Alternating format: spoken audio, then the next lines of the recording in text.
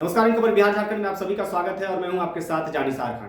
बिहार में लगातार लालू परिवार पर सीबीआई और ईडी की कार्रवाई के बाद अब सीबीआई और ईडी पर ही सवाल खड़े होने शुरू हो गए हैं। आपको बता दें कि लगातार जिस तरीके से केंद्र सरकार लालू परिवार पर कार्रवाई कर रही है भ्रष्टाचार के आरोप में, जहां लालू यादव पर भी आरोप है और तेजस्वी यादव को भी लगातार अब सीबीआई के द्वारा कई बार समन भेजा गया। उसके बाद अब 25 मार्च को सीबीआई के सामने उन्हें कोर्ट के द्वारा यह आदेश जारी किया गया है कि आप सीबीआई के सामने पेश होंगे।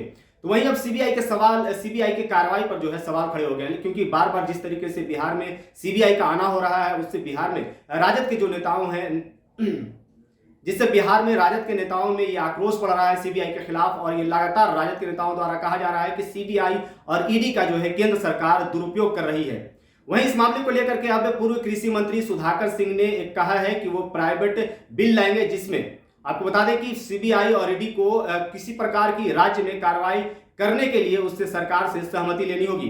तो आपको बता दें कि कृषि मंत्री सुधाकर सिंह ने ये पूरा जो है खाका तैयार किया और कहा है कि हम विधानसभा में इस मामले को ले जाएंगे और वहां प्राइवेट बिल जो है वो पास कराएंगे। क्या कुछ कह रहे हैं इस मामले पर सुधाकर सिंह, पहले आप वो सुनिए।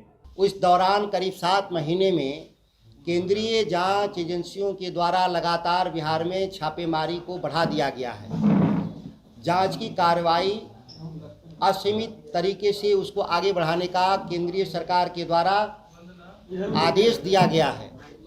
आश्चर्यजनक है कि जब तक बिहार में एनडीए की सरकार थी, यही केंद्रीय जांच एजेंसियां नहीं के बराबर कार्रवाई कर रही थी।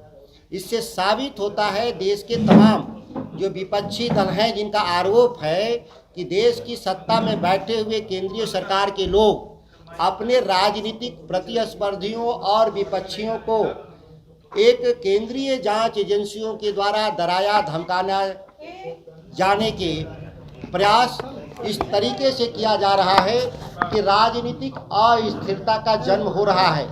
आपने देखा होगा, महाराष्ट्र को देखा होगा आप लोगों ने, आपने झारखंड को देखा होगा कि वहाँ की सरकारें, या आपने पश्चिम बंगाल में देखा होगा जहाँ विपक्ष की सरकारें थीं, वहाँ पर यूपीए की जहाँ सरकारें थीं, उसको देश की सरकार ने अपने जांच एजेंसियों के द्वारा लगातार डरवाने धमकाने का काम किया गया।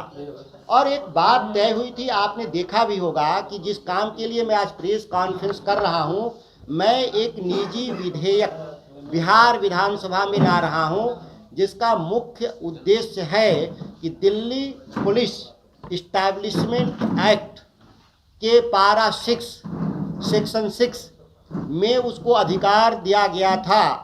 बिहार जैसे राज्यों ने, देश के तमाम राज्यों ने दिया था आम सहमति कि वह देश में कहीं भी जांच कर सकते हैं।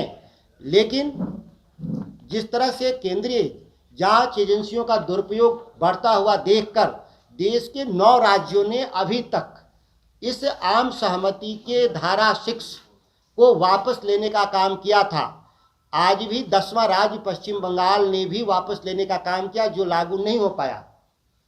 6 महीना पहले आप लोग को याद होगा, तेलंगाना के मुख्यमंत्री केसीआर आए थे और बिहार के मुख्यमंत्री जी के साथ साझा प्रेस विज्ञप्ति में कहा गया था कि बिहार के भीतर भी केंद्रीय जांच एजेंसियों को दी गई आम सहमति वापस लिया जाएगा। लेकिन आप देखते होंगे ये 6 महीना बीत जाने के बाद भी बिहार में यह आम सहमति वापस नहीं लिया गया। और आज राष्ट्रीय जनता दल के नेतृत्व श्री तेजस्वी प्रसाद यादव जी, राबड़ी जी और लालू जी जैसे हमारे जो शीर्ष नेतृत्व, पार्टी के कई सांसद, पार्टी के कई विधायक, यूनिफॉर्म पॉलिसी ये है कि केवल भ्रष्टाचार केवल विपक्ष करता है, नहीं, भ्रष्टाचार हमेशा सत्ता पक्ष करता है, याद रखिए ठीक से आप। तो केंद्र में जो सत्ता में बैठे हैं वो भ्रष्टाचार कर रहे हैं, उस पर कोई कार्रवाई नहीं हो रही है, कोई जांच नहीं हो रही है।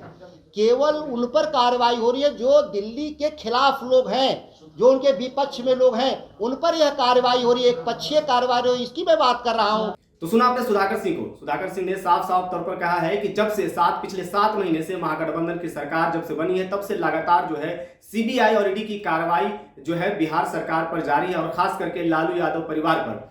इसको लेकर के उन्होंने ये भी कहा कि जब से मतलब कि 7 महीना जो हुआ है महागठबंधन की सरकार को, उस पर ही क्यों कार्रवाई हो रही है।